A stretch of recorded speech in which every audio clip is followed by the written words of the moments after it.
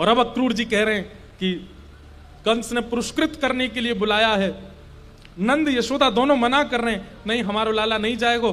तब अत्यंत कष्ट में, अत्यंत वेदना में अपने हृदय पर पत्थर रखते हुए श्री कृष्ण रोने लगते हैं और मैया यशोदा से कहते हैं, मैया हम बे तू क्यों चाहेगी कि मुझे पुरस्कार मिले?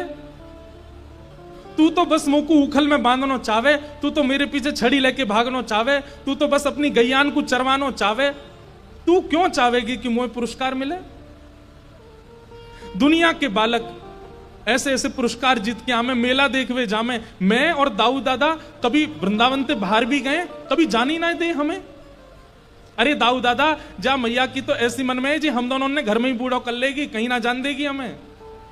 ये सब बात ठाकुर जी हृदय पर पत्थर रख के कह रहे ताकि मैया के मन में संवेदना हो जाए और मैया जाने की स्वीकृति दे।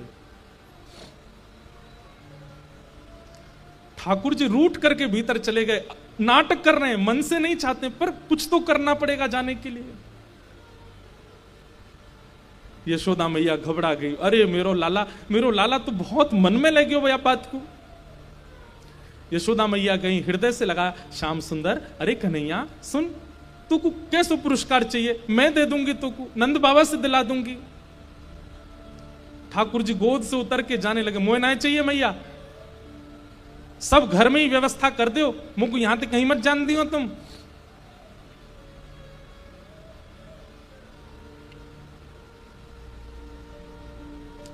यशोदा मैया ने खूब समझाया पर ठाकुर जी रो रहे हैं, तो यशोदा मैया अंत में एक बात पूछती हैं बस, अच्छा लाला मुझे एक बात बता दे। बोले कहा, तू मथुरा जाएगो पुरस्कार लेवे तो को एक रात वहीं रहना पड़ेगो।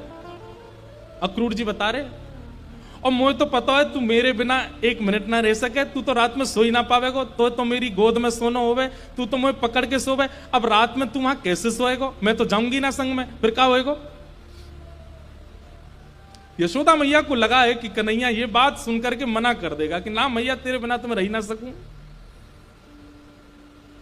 ठाकुर जी रह नहीं सकते हैं लेकिन बोल पड़ते हैं, मैया मैं तू कुछ सौगंध खा के कह रहा हूं, मैं तेरे बिना रह के दिखाऊंगा, तू मुझे बेच तो सही। ये बात सुनकर के यशोदा मैया को प्रिय नहीं लगा। तू रह ले गो लाला, हाँ मैया रह लूंगा, तू भेज तो। इसके बाद मैया कुछ नहीं बोली।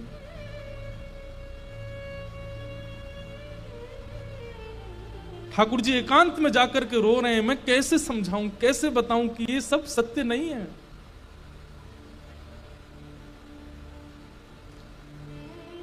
रात्रि का समय हो गया, पूरे ब्रज में हवा की तरह बात फैल गई। आज ब्रजमंडल में आनंद नहीं है। आज ना तो किसी घर में गाय का दूध निकाला गया है, ना कहीं पशु पक्षी चहक रहे हैं, ना किसी प्रकार की कोई व्यवस्था हो रही है।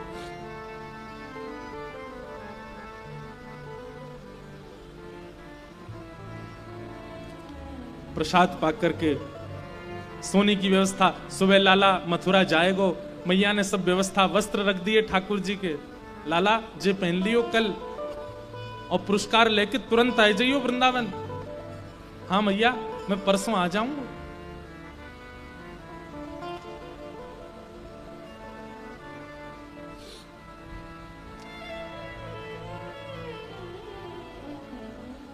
एक जगह वर्णन आता है कि श्री ठाकुर जी रात में मैया के पास सोए हैं और मैया को अंक में भर करके सोए हैं। मैया के वक्ष पर अपना मुख लगा करके ठाकुर जी ऐसे बिल्कुल अंक में भर के सो रहे हैं और बार बार लंबी लंबी श्वास भर के यशोदा मैया की अंग की सुगंध को माने अपने अंदर समेट रहे हैं, व्यवस्थित कर रहे हैं, जैसे मानो बहुत लंबी यात्रा पर जाना है, ये सुगंधी मुझे दोबारा पता नहीं मिले ना मिले, इसलिए आज इस बहु मात्रा में सुगंधी को अपने अंदर धारण कर लूं।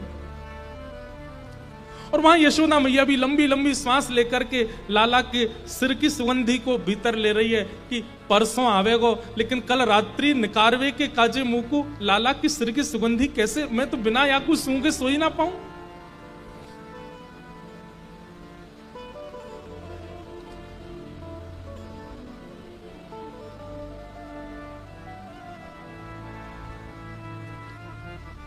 प्रातः काल का समय हो रहा है और श्री यशोदा मैया अत्यंत व्याकुल हैं।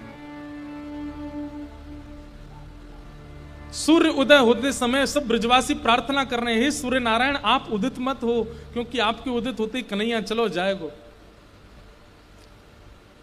सूर्य उदय जैसे ही हुए सब ब्रजवासियों के रो नहीं रहे हैं, बस सिसकारियां चल रही हैं कि अब हम कैसे जिएंगे।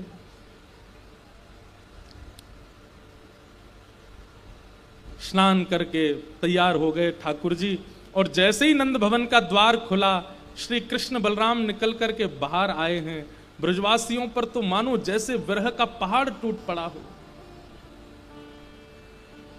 ये बात बंधुओं तब है कि जब ब्रजवासियों को यह पता है कि परसों कन्हैया आ जाएंगे वापस, तब इतने व्याकुल हैं ब्रजवासी।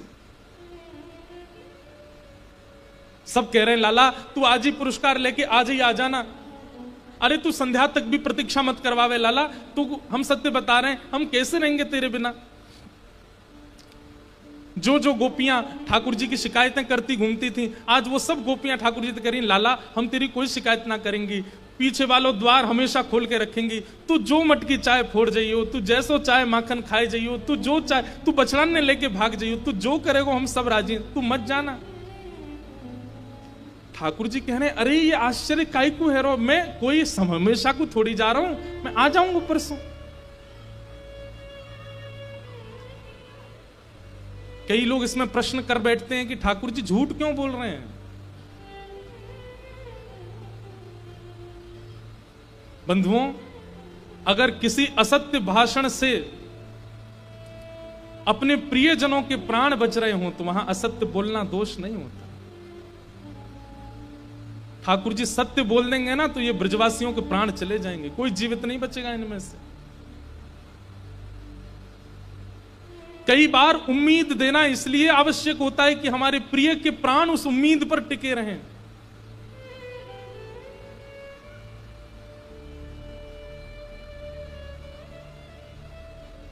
ठाकुर जी ये उम्मीद इसलिए देके जा रहे हैं कि कहीं आत्मदाह ना कर लें अपना।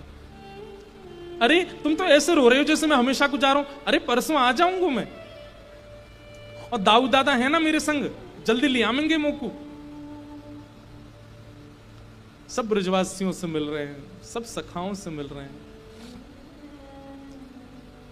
एक जगह वर्णन करते हैं कि किशोरी जी के सामने ठाकुर जी गए और किशोरी जी से अपनी कुछ भाषा में ठाकुर जी कहते हैं, हे श्यामाजू आप तो सब जाने, आप तो अंतर्यामी हैं कि मोकू लीला विस्तार के लिए ब्रज से बाहर जानो पड़ेगा, कृपा करके मोहे आज्ञा दो।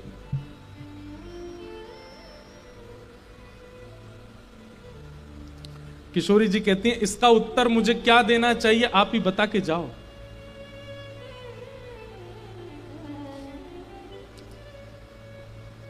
प्रिय जब जा रहा हो तो उसको रोकते नहीं है, टोक लग जाती है। और प्रिय यदि जा रहा हो और उसको कोई रोके ना तो फिर प्रेम कैसा। प्रेम का स्वरूप है कि प्रिय जा रहा हो तो उसको रोकना चाहिए, लेकिन प्रिय यदि शुभ कार्य के लिए जा रहा हो तो उसको रोकना नहीं चाहिए, टोक लग जाती है, कार्य अशुभ हो जाते हैं। मैं क्या करूं, मैं